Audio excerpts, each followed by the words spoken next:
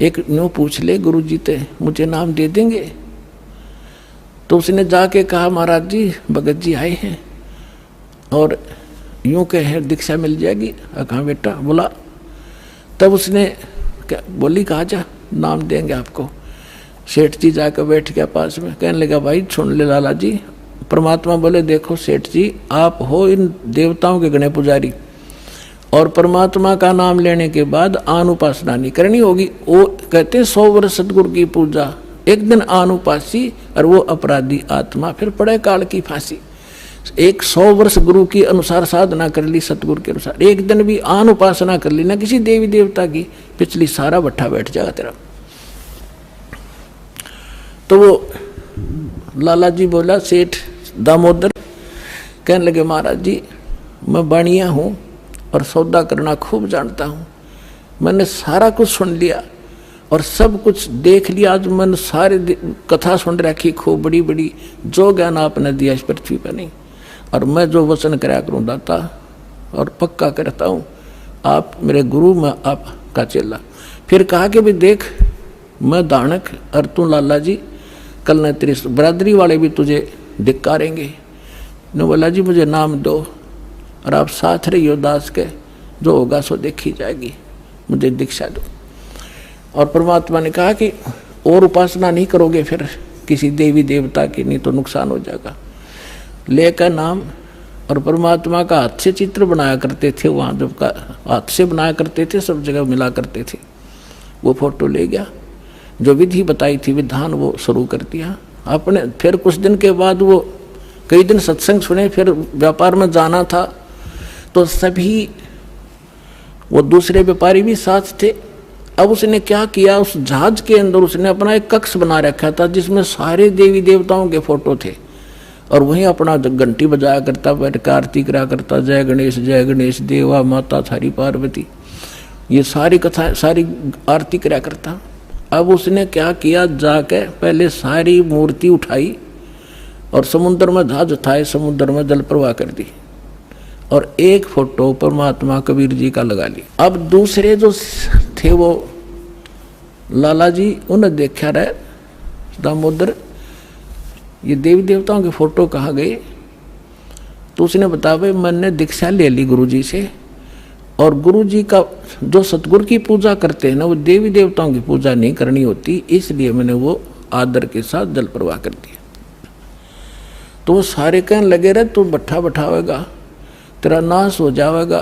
क्या है ये कबीर, ये धानक एक जुलाहा, इसकी कड़फंटी में आ गया तू, कहाँ बातों में आ गया, तेने देवता छोड़ दिए, रामकृष्ण जैसे बलवान भगवान छोड़ दिए, देखना तेरा क्या होगा। वो बोले भाई कुछ भी हो मेरे साथ आप अपनी क्रिया करो, मैं आपको ना कहता, आप मेरे पीछे क्यों पड़ गए, मैं अपनी करूँगा आप अपनी करो। अब उस दिन उसके बाद उसको कबीर कहने लगे कि यूँ आ गया कबीर, दामोदर कहना छोड़ दिया। ने बोला भाई कुछ भी कहो, थारी भी जी पवित्र है, भगवान का नाम लेते। ठीक है मुझे मालूम है तुम किस विषय से कह रहे हो, कोई बात नहीं। अब वो चले गए और सब अपना माल लाद के बच्चों समेत जा रहे थे कुछ तो, क्योंकि 3-4 महीने वापस आया करते थे। जब वापस आ रहे थे पूरा माल लाद के और बीच में जब आ लिए समुद्र के, एक भयंकर साइक्लोन उठा, तूफान, समुद्री तूफान 30-40 फुट ऊंचा होकर और इतनी 200 किलोमीटर प्रति घंटा की स्पीड से चला करता, जहाज दिखाता निशान भी ना पाओ उसमें कित पड़ा है। और देख लिया उन नबी, क्योंकि छोटे मोटे तूफान कई बार ऐसे होते थे, वो उनको पता था ऐसी स्थिति बहुत भयंकर होती है। उन्होंने देखा तूफान उठ गया भाई, शाम का समय था, बिल्कुल सूर्यास्त होने वाला था। अब इतना भयंकर तूफान उठा, उन्होंने देखा कि वो तब हो गया, काम बिगड़ गया। और तो थोड़ी बहुत तूफान दूर था, समुद्र में हलचल पहले शुरू होगी और जहाज डगमग करने लगा जो बुरी तरह। अब सारे अपने अपने देवता ने याद करें, कोई राम ने, कोई कृष्ण ने, जो भी जिसका इष्ट था, और दामोदर शांत बैठे। अब सब घबरा रहे थे, घिगी बंदगी, बच्चे मरे, सारी संपत्ति का नाश हुआ था। तो वो कहने लगे दामोदर आप क्यों नहीं अर्ज करते अपने गुरुजी से कि मैं क्या करूँगा, मेरा गुरुजी तो गरीब सा व्यक्ति है, मेरे भगवान, और आपके इसे ताकतवर भगवान जिन्हें पहाड़ तक ठा लिए, आप बच्चों के उड़ा मैं बच जाऊँगा, आप कर लो अपनी अर्ज। जब उन्होंने देखा कोई जतन काम नहीं कर रहा, उनमें एक वृद्ध लाला जी था, नो क्या कर भाई, क्या अगर सतगुरु का भगत तगड़ा हो से आप एक वे अर्ज कर दो। ने बोला तुम बैठ जाओ, कदे बीच में फिर नो को महाराज ने सुन ली थी, अग बैठा को नहीं जाता, तो कर लिया रजम बंद हो जाते। तब दामोदर ने कहा था, हे परमात्मा आपका ज्ञान समझ में आ गया, और मैंने आपकी महिमा इनका आगे घड़ी गा रखी है, और दाता मुझ नीच के, ठीक है आप तो समर्थ हो, सक्षम हो, कुछ भी कर सकते हो, अगर आज कोई उक चुक होगी मुझ नीच के कारण होगी, मेरे में कोई त्रुटि होगी, मैं आपकी मर्यादा ठीक नहीं कर पाऊंगा, हे परमात्मा आपकी बेइज्जती का कारण ये दास बनेगा। न्यू कह के बेहोश हो गया, हृदय से पुकार के इस बात ने सोच कर मैं तो बहुत कहा करता, परमात्मा न्यू कर दिया, उसका न्यू कर दिया, उसके ऐसे कर दिया।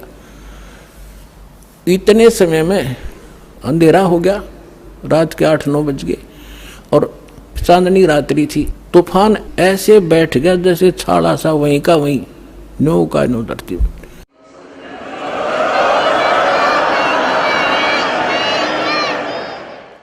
और समुद्र के जल में जरा सी भी हलचल नहीं। अब उस दामोदर को पानी के छींटे छाटे मार के मुंह पे होश में ले आए। तब उन्होंने कहा कि भाई दामोदर हमसे बड़ी घनी गलती हुई, हमने आपके गुरुदेव की बेइज्जती करी, हम कति नीच प्राणी हैं। और उन्होंने संकल्प कराया था कि यदि आज जान बच गई, हमारे भगवान तो फेल हो लिए, जब आज ये तूफान रुक गया, हमारी जान बच गई दामोदर, हम तेरे साथ चलाएंगे, नाम लेंगे उस परमात्मा का। तब दामोदर को कंधे पे बैठा लिया उन लालाओं ने, हर ने बोले बोलो दामोदर की जय, ने बोला नहीं जय बोलो जिसने यू काम कराया है, बोलो कबीर परमेश्वर जी की जय हो।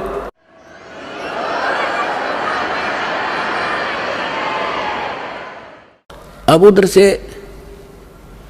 परमात्मा उसी दिन रात्रि में सत्संग कर रहे थे 7-8 बजे सी, और सर्दियों का मौसम था। अब कुछ भक्त सामने आसपास बैठे थे। एकदम परमात्मा ने क्या किया, ऐसे मुंह पर करनो हाथ फेर कर ऐसे झटका दिया, आसपास के बैठे भक्तां के छींटे लगे। उन्होंने सोचा भाई पसीने कैसे आ गए सर्दी में, गुरुजी आपके पसीने आ गए? तो पर वो बोले ना भाई पसीने को नहीं आए। और क्या था, ये पानी कहाँ से आ गया? कि मेरे भगत का जहाज डूबा था, दामोदर सेठ नहीं था, भी नाम लेके गया था, हाँ जी, उसका जहाज डूबा था भाई, अब वो उसने बचा कर आया हूँ मैं। अब वो भगत सोच रहे थे अब भाई, अब क्योंकि हम भक्ति अवश्य करते हैं लेकिन विश्वास दृढ़ नहीं होता, और परमात्मा कहते हैं कहा हो तो हरि नाम से, जब मन में नहीं विश्वास, बिना विश्वास के जो भक्ति करते हैं वो सफल नहीं होते हैं। तो वो कच्चे से थे और मन में उनके न्यू थी, ऐसे ही शब्द गा रहे थे, ज्ञान सुना रहे थे, पसीने आ गए होंगे, हमारे सामने बैठे और वहाँ कैसे समुद्र में जहाज बचा के आए हैं। वो तो बात कही आई हुई। अब वहाँ से जब वो चलकर आए सेठ, 1-2 दिन और लग गया उन्होंने। उस दिन फिर सत्संग हो रहा था। वो पहले अपने घर गया, घर जाकर पता चला कि मेरी धर्मपत्नी भी उड़े जा रही सत्संग में गई हुई है, और सारे वो सेठ ने बोले पीछे घर जावांगे, और सारे बच्चा ने साथ ले रहे, पहले अब परमात्मा का उपदेश लेंगे जब घर बढ़ाएंगे, अब हमारा बाकी आज का जीवन, आज के बाद का जीवन उनका ही हमारा, और सारे वहां चलेंगे। सीधे वहां 15-20 लाला जी उनका परिवार है। अब क्या हुआ, अब उधर सत्संग चल रहा था, वही भक्त मिले जुले से वो आया करते उस क्षेत्र में, तो सारे वही बैठे, और पीछे थे क्या हुआ, वो सारे के सारे जाकर बाहर खड़े हो कहने जय हो पाबंदी छोड़ कबीर साहब की, जय हो भगवान कबीर साहब की। परमात्मा बोले रे बाहर कौन शोर कर रहा, पता करके आइयो। अब जो ही वो बाहर गए भगत पता करने आंगन से बाहर, तो उन्होंने देखा दामोदर को, वो सब जाने थे क्योंकि वो आते जाते थे सत्संग में। तो उन्होंने आकर बताया जी दामोदर सेठ आ रहा है और उसके साथ और कई लाला जी हैं, सेठ हैं, और आपका दर्शन करना चाहते हैं। बोला बुला लो भाई, क्या बात होगी। वो सारे आगे चरणों में अपने दंडोत प्रणाम करें। हे भगवान, आपने दया कर दी, हमारे जीवन रक्षा कर दी। परमात्मा, हमसे बहुत भूल हुई, हमने बहुत गलती की, आपके भक्त को बहुत सताया, टॉर्चर किया, इसको माफ़ करो हम अपराधियों को। भगवान, आपने हमारी जान बचा दी, हमारा जहाज डूबता आपने बचा दिया। परमात्मा बोले क्या कह रहे हो भाई। और परमात्मा चाहते थे जिनका मन में शंका थी, वो उनका भ्रम निवारण करने के लिए एक सच बताओ, सारी कहानी क्या हुआ था कि भगवान ऐसे ऐसे हो गया था। हमने अपने सारे जंतर मंतर कर लिए थे, कोई राहत नहीं मिली। फिर हमने आपके भगत रद्द करी थी, इसने आपको पुकारा के मंत्र पढ़ा यू जाने, यू बेहोश हो गया आपको पुकार के। तब कहा बेटा मैं ही वहाँ पहुँचा था और आपकी रक्षा करी थी, और आपका अब सौभाग्य है कि आपको इस संकट आपके लिए वरदान से दोगा कि आपके समझ में आ गई और आप यहाँ आगे दीक्षा लो और अपना कल्याण कराओ। सभी ने नाम लिया, उनका कल्याण हुआ। बोलो सतगुरुदेव।